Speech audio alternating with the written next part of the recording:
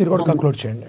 Yes, అయితే ఇటు పాపిరెడ్డి గారికి కానీ లేకపోతే రామ్మోహన్ గారికి నేను చెప్పేది ఒకటే, ఏమంటే నేను ప్రజలను డైరెక్ట్ గా నేను వ్యతిరేకించడం లేదు సార్. అంటే ఇప్పుడు పాపిరెడ్డి గారు చెప్పిండ్రు, నేను నిజంగా కూడా డబ్బు సంపాదించాలంటే నాకు ఎన్నో అవకాశాలు నాకు కూడా వచ్చినాయి, నేను కాదంటలేను.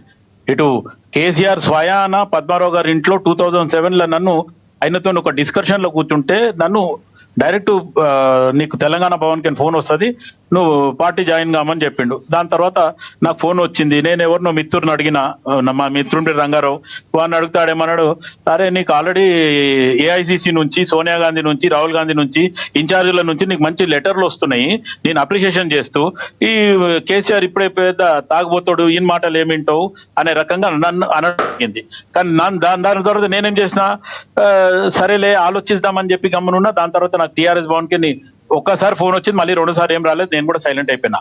కానీ నేను ఏమంటున్నానంటే, మనం ఒక సిద్ధాంతంగా పద్ధతిగా ఉన్నాం కాబట్టి ప్రజలు కూడా డబ్బు ఇచ్చినప్పుడు ఒక్కసారి వ్యతిరేకిస్తే ఖచ్చితంగా మళ్ళీ సార్ ఆ డబ్బులు ఇవ్వడానికి భయపడతారు ఎవరైనా సరే. ఇప్పుడు రామ్మోహన్ గారు చెప్పినట్టు నో డౌట్ అక్కడ వేరే దగ్గర డబ్బులు అడుగుతుండ్రు. ఖచ్చితంగా సిటీలో కూడా నేను చూస్తున్నా, ఒక ఎంఆర్ఓ సర్టిఫికెట్, ఒక క్యాస్ట్ సర్టిఫికెట్, ఇన్కమ్ సర్టిఫికెట్ కావాలంటే కూడా 300 నుంచి 500 రూపాయలు తీసుకుంటున్నారు అనేది సత్యం. కానీ దాంట్లో ఎవరైతే వ్యతిరేకంగా ఇవ్వకుండా మాట్లాడి చెప్పిండ్రు అనుకో, ఇప్పుడు నా లాంటి వాళ్ళు ఎవరినన్నా పిలిచిండ్రు, అరే డాక్టర్ శివలాల్ని పిలుస్తున్నాం అని అనుకో, ఆడ ఎవరైతే ఇన్స్పెక్టర్ ఉంటాడో, వద్దురా భయ ఆయనతో ఎందుకు, మనం గమనం సైన్ చేసి అదేముందో పర్సూ చేసి పంపించేద్దాం అనే రకంగా కూడా చేసిన ఎన్నో కేసులు ఉన్నాయి ఈ 20 సంవత్సరాలలో. అటు ముషిరాబాద్ ఎంఆర్ఓ కావచ్చు, సికింద్రాబాద్ ఎంఆర్ఓ కావచ్చు. అంటే నేనేమంటున్నా అంటే, మనం గట్టిగా ఉంటే మటుకు ఖచ్చితంగా ఎదుటోళ్ళు మనకి ఇవ్వాలన్నా, మన దగ్గర ఇట్లాంటి లంచగొండితనం మనకు అలవాటు చేయాలన్నా భయపడతారు. కానీ మనం ఒక్కసారి అలవాటు పడ్డామంటే ఇంకా అది కామన్ అయిపోతుంది. ఇప్పుడు వేరే రకంగా కూడా అదే అదే అదే అదే అంటే నేను ఎందుకు మాట్లాడుతున్నా అంటే, ఇప్పుడు ఇది లంచగొండితనము, డబ్బు, ఓటు అనే దాని మీద చర్చ జరుగుతుంది కాబట్టి దీని గురించి నేను మాట్లాడుతున్నా లక్ష్మణ గారు. అయితే ఈ రకంగా మనం నో డౌట్ ఎవరైతే ఎలక్షన్ నిలబడ్డోళ్ళు మొదటి నుంచి డబ్బులు పంచిండ్రు, సారా పంచిండ్రు, లేకపోతే ఇప్పుడు క్వార్టర్లు పంచుతుండ్రు, బిర్యానీలు పంచుతుండ్రు, అవసరమైతే గిఫ్టులు ఇచ్చిండ్రు. ఇంకా మనం చెన్నైలో అయితే చాలా చూసినాం, టీవీలు వంచుడు, అవి వంచుడు, ఇవి వంచుడు, వాళ్ళు ఇంకా పెద్దగా ఉండే. కానీ నేనేమంటున్నా అంటే, ఇవి గిట నిర్మూలన చెయ్యాలంటే ఎలక్షన్ కమిషన్ ఏదైతే బడ్జెట్ కేటాయింపులు చేస్తుందో, ఇంతకంటే ఎక్కువ ఖచ్చితంగా ఖర్చు పెట్టొద్దు అంటుందో దాని మీద నిఘా గట్టిగా ఉండాలి. అండ్ రామ్మోహన్ గారు అన్నట్టు ఎవరికి తొత్తులు కాకుండా, ప్రభుత్వంలో ఉన్నోళ్ళైనా సరే, ప్రభుత్వం లేని వాళ్ళైనా సరే, వాళ్ళకి లేకుండా. ఇప్పుడు నేను ఎందుకు ఈ మాట చెప్తున్నంటే, నిన్న ముఖ్యమంత్రి రేవంత్ రెడ్డి గారు ఓయూకు పోవడం జరిగింది. గతంలో ఆగస్టులో పోవడం జరిగింది. నేను పక్క డిసెంబర్లో వస్తా అని చెప్పిండు. నిన్న డిసెంబర్కి పోయిండు. ఖచ్చితంగా ఆయన చెప్పిన మాట నిలబెట్టుకున్నాడు. అక్కడ దగ్గర 138 సంవత్సరాల ఓయూని ఈ రోజు ఖచ్చితంగా అభివృద్ధి చేస్తా, మొత్తానికి ఆ డీటెయిల్స్ అని ఏమన్నాడు అందరిని ఇచ్చిండు.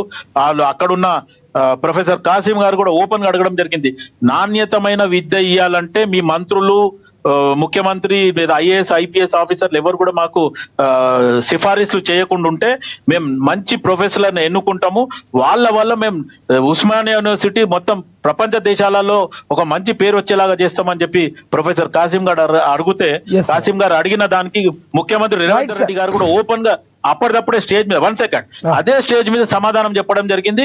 మా మంత్రి గాని, ముఖ్యమంత్రి గాని, లేకపోతే ఐపీఎస్ ఎవరు కనుక ఫోన్ చేసినా నా దృష్టికి తీసుకురండి, లేకపోతే వాళ్ళనే పక్కకు జరుపుతా నేను అనేది స్పాట్ డిసిషన్ తీసుకొని చెప్పడం జరిగింది. అంటే ఈ రోజు మంచి రాజకీయాలు తీసుకురావాలని, భవిష్యత్తు బాగుండాలని, లేకపోతే తెలంగాణ బాగుపడాలని ఈ 2 సంవత్సరాలలో మార్పు కావాలి, కాంగ్రెస్ రావాలి అని ఒక నినాదంతో ముందుకు పోతున్నాం. కాబట్టి ఖచ్చితంగా ఇయ్యాల కాకపోయినా చెప్పండి శివలాల్ గారు, ఈ పంచాయతీ పోరులో కాంగ్రెస్ పార్టీ ఏ మేరకు విజయం సాధించబోతుంది, సాయంత్రం లోపు ఎటువంటి ఫలితాలు వెలువడబోతున్నాయని మీరు అనుకుంటున్నారు? చివరిగా చెప్పండి ప్లీజ్. ఖచ్చితంగా కాంగ్రెస్ కి ప్రజలు, అక్కడ ఉన్న సర్పంచులు కానీ, రేపు నిలబడ్డ సర్పంచులు కానీ, ప్రజలు కానీ కాంగ్రెస్ పార్టీని ఈరోజు కొన్ని స్కీమ్లు మేము ఇవ్వలేదు అనేది కూడా ప్రజలలో ఆ అపోహ ఉంది. అది ఉన్నా సరే ఖచ్చితంగా ముఖ్యమంత్రి రేవంత్ రెడ్డి గారు ఓపెన్ గా చెప్తున్నాడు, 6,500 కోట్లు ఈరోజు టీఆర్ఎస్ బీఆర్ఎస్ చేసిన అప్పునే కట్టడం జరుగుతుంది, వచ్చిన బడ్జెట్ ని అడ్జస్ట్ చేస్తూ పోతున్నామని కూడా ఓపెన్ గా చెప్పడం మీద ప్రజలు కొంచెం అర్థం చేసుకుంటున్నారు. ఖచ్చితంగా కొంతమంది వ్యతిరేకాలు ఉంటారు, ఉండరని కాదు, పార్టీ అభిమానం ఉంటది కాబట్టి వాళ్ళు వ్యతిరేకంగా ఉంటారు. కానీ మిగతా వాళ్ళు న్యూట్రల్స్ కానీ, కాంగ్రెస్ పార్టీ అభిమానులు కానీ, లేకపోతే కాంగ్రెస్ పార్టీ కార్యకర్తలు కాంగ్రెస్ పార్టీకే సపోర్ట్ చేస్తారు. ఖచ్చితంగా కాంగ్రెస్ పార్టీ సర్పంచులు, వార్డ్ కమిటీ మెంబర్లే కొంచెం ఎక్కువగా గెలుస్తారు అనేది నేను కోరుకుంటాను. రైట్, ధన్యవాదాలండి శివలాల్ గారు చర్చలో పాల్గొన్నందుకు, ధన్యవాదాలండి రామ్మోహన్ గారు, ధన్యవాదాలండి పాపిరెడ్డి గారు చర్చలో పాల్గొన్నందుకు, ధన్యవాదాలండి.